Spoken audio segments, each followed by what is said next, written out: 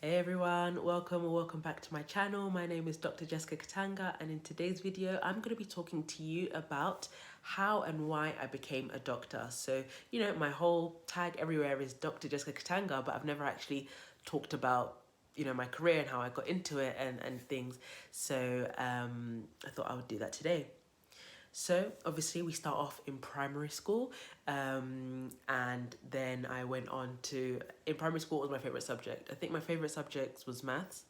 And then secondary school, I went to Wellington High School for Girls, which was a grammar/selective school. And I'm really glad that I did go to that school, because at a grammar school, your intelligence is kind of assumed. So it's cool to do well and you're pushed to do well. So we were always like pushed to kind of follow our aspirations and dreams. During high school, I was wanting to be an architect.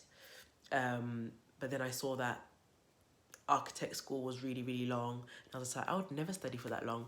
But joke's on me, because I ended up doing medicine, which is just as long. So I don't even know. Yeah. And so I did the regular GCSEs. So you have to do maths, the sciences, English. I think I did geography. I did psychology as well. So that's when I started becoming interested in mental health and things.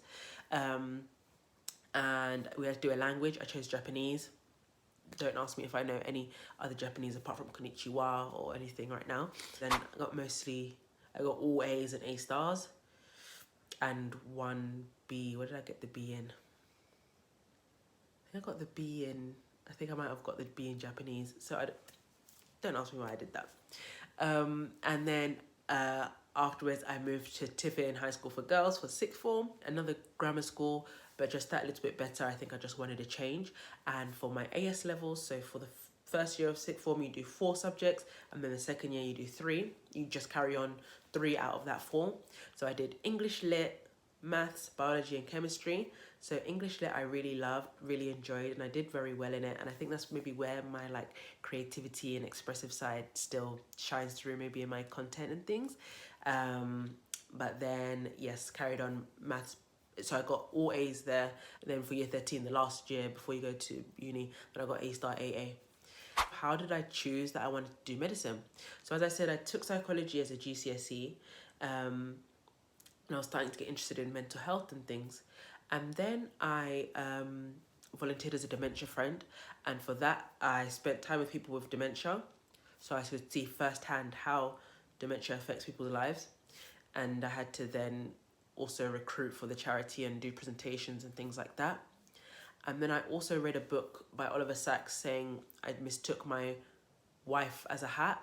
And I just learned about neurology there and how your brain can play tricks on you. So then I was like, I love that. So I moved from psychology more to like neuroscience. But then on UCAS, the place where we do how the UK does applications to university, I saw that after people do the neuroscience degree, they either go on to do postgrad med or they go on to do a PhD. So I thought I'll just cut out the middleman and I'll do undergrad medicine. So I'll just do medicine straight away. I applied and I was able to get in first time. And yeah, so I went to St. George's University in London. And yes, I enjoyed med school, and it's a tough one, or how I can summarize med school, because firstly it's 6 years, because that's 5 years for the main degree, and then I also intercalated, which is optional, where you get an optional extra degree. And I did that in psychology, psychiatry and neuroscience. So that's 6 years of my life. So to summarize it, it's it's so difficult, because it's such a long time, so much happens.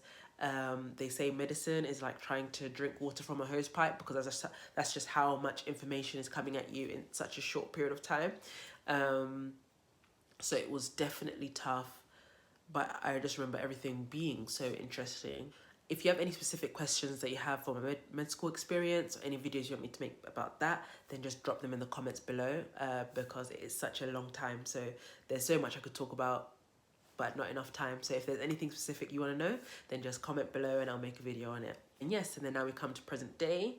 I applied to come up north for foundation year. So here, after you do med school, then you go into your foundation program, which is a 2-year program.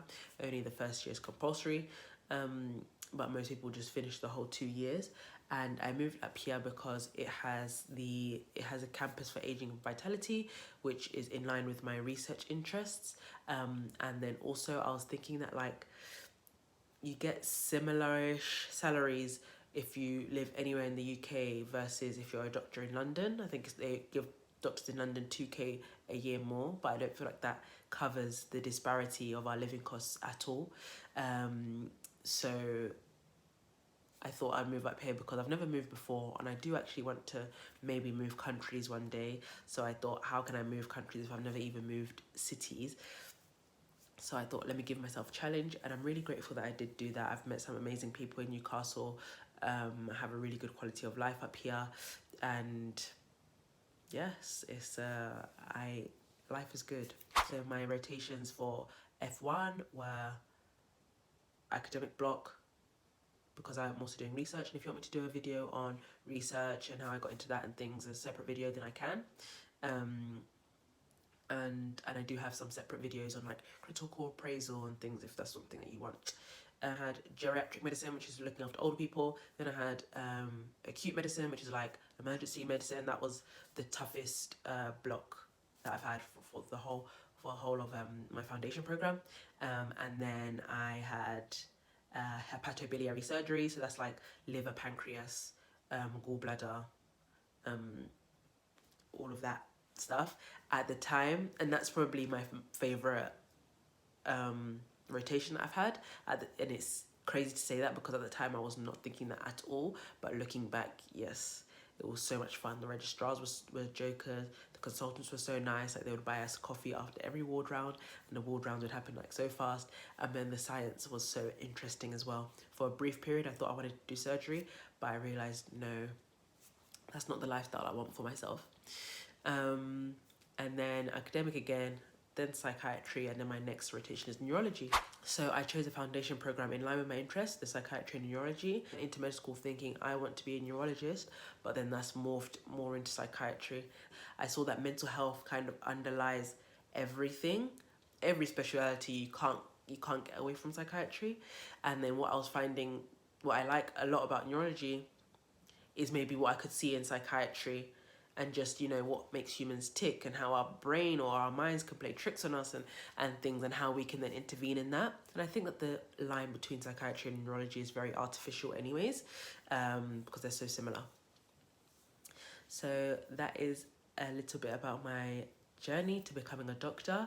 Comment down below as to why you clicked onto this video. Are you somebody who's in high school thinking about becoming a doctor? Have you done your first degree and you're thinking about doing postgrad med? Or did you just want to know a little bit more about my journey? Comment down below your reasons for clicking on this video. I hope you liked it. So like if you like it, and please subscribe. We're on the road to 1K, and I'll see you in the next one. Bye.